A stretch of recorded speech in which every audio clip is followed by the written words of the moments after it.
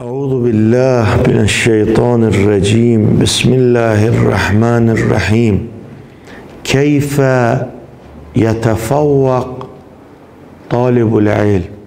طالب العلم لا بد أن يسعى في حياته لكسب المعنوية، والمعنوية لا تحصل إلا بدفع الصفات الدنية، الصفات التي تسقط الإنسان إلى أسفل السافلين. بالنهاية الإنسان إذا تعود إلى المعصية يصبح شيطان، يصبح من جند الشيطان.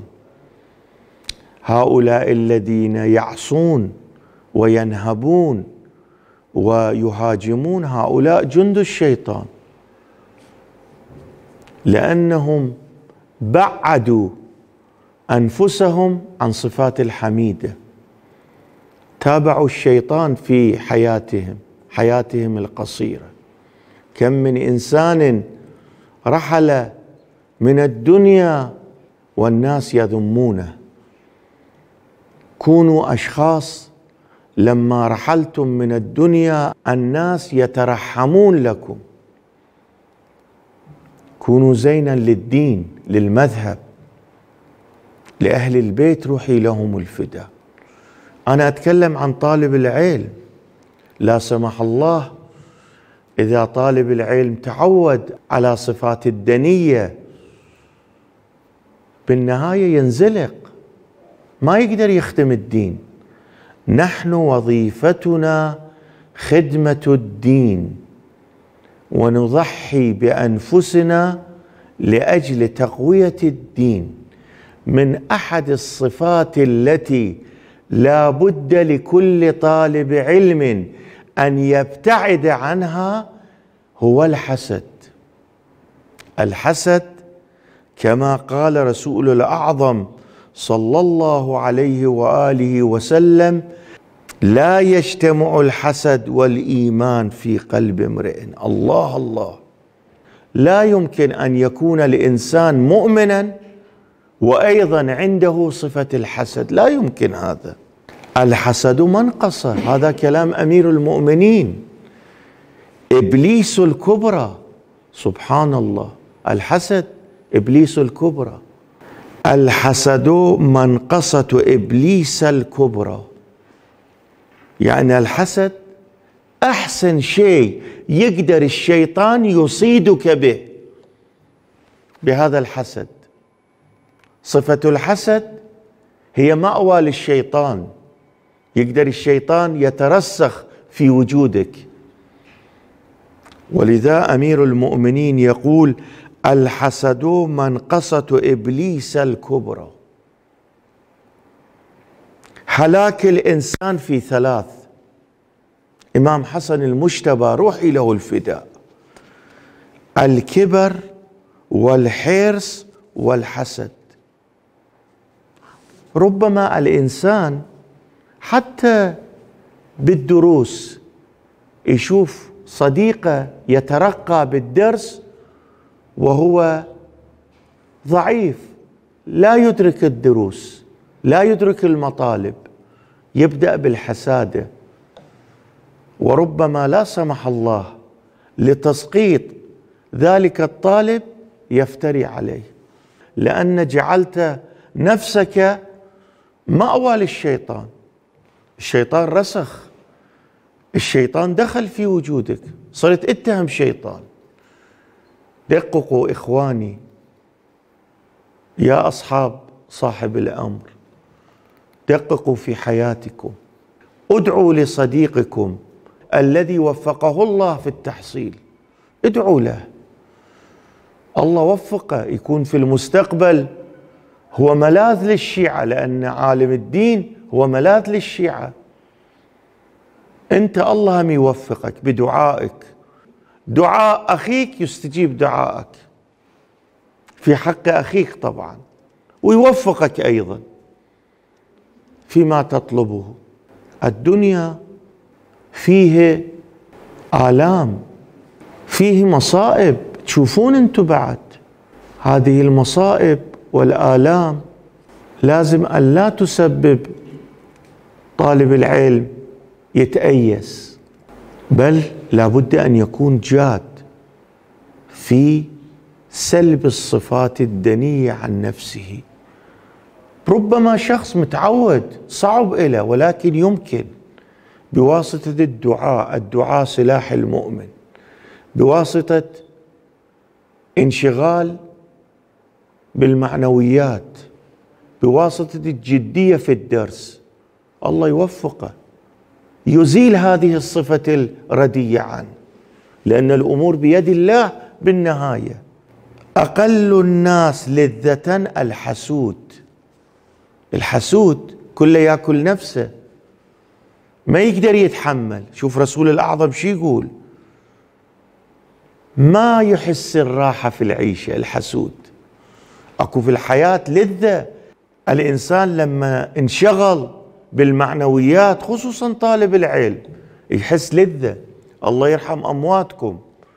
قلت لأبي رحمة الله عليه: أنتم كثير تطالعون، كثير مشغولين بالدرس، أشوف كل يومكم بالمطالعة، بفتح الكتاب، بالقراءة، بالكتابة، وما تنشغلون بأمور الدنيا، أمور الدنيا المباحة، الأمور التي يستمتعون الآخرين منها.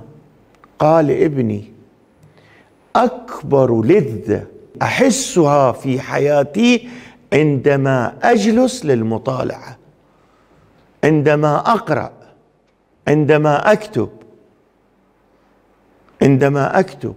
هذه أكبر لذة لي. طالب العلم لابد في دراسته يصل إلى هذه النقطة حتى يحس اللذة، يقرأ درس بجد. قلت لأبي رحمة الله عليه: ما هو السبب الذي جركم إلى الجدية في الدروس؟ قال: عندما كنت أخرج من البيت وأنا صغير من السن، لما كنت أرى هيئات العزاء، خطباء المنابر، بكاء الناس، العويل، اللطم، كنت أحس على عنقي وظيفة لابد أن أؤديها. عندما عاشرت الطلبة، كنت أتعدى من مدرسة الطالبية، أشوف الطلاب جالسين مسوين حلقة، يبحثون، يطالعون، يتكلمون. رأيت هذا المأوى أحسن طريقة لنصرة الدين، ولذا انتخبت هذا الطريق. ولما دخلت في سلك طلاب العلم وجدت نفسي مقتنع بهذا الطريق. ولذا لما طلب مني مدير المدرسة الأكاديمية أو المعلمين أن أرجع إلى المدرسة، قلت لا، أنا انتخبت طريقي، لأن الخدمة في هذا الطريق. حب أهل البيت جرني إلى أن أنتخب هذه الحرفة. فلولا نفر من كل فرقة منهم طائفة ليتفقهوا في الدين. بعدين تشوف الله وفقه، خدم الدين. الآن شوفوا في حوزات العلمية في أقصى نقاط العالم.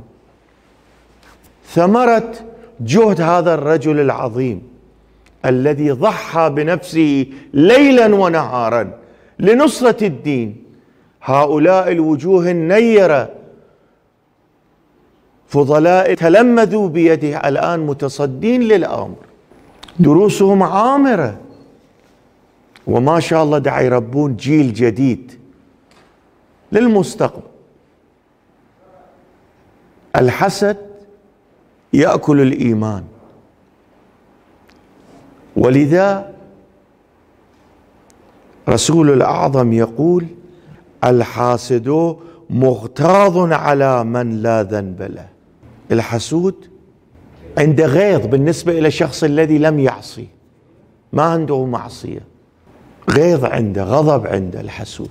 إذا تردون الحسود تعرفوه، اعرفوه من هذه الجهة.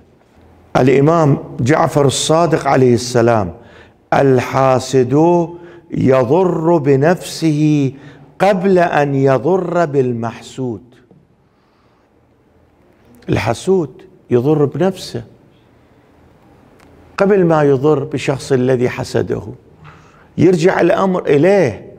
أنت تريد تخدم الدين، تريد تقوم بنصرة الدين، لابد أن تلتزم بأمور. ما يصير أنه تأخذ لك طريقا بأي شكل ممكن، لا يمكن. لابد أن تلتزم بأمور تكون برحاب الصدر بالنسبة إلى الناس، بالنسبة إلى صديقك، بالنسبة إلى من يحضر معك في الدرس، برحاب الصدر. رحاب الصدر يحصل بدفع الحسد، بخلع هذه الصفة من وجودك. وإن شاء الله نستمر بالكلمات بالجلسات الآتية، والحمد لله رب العالمين.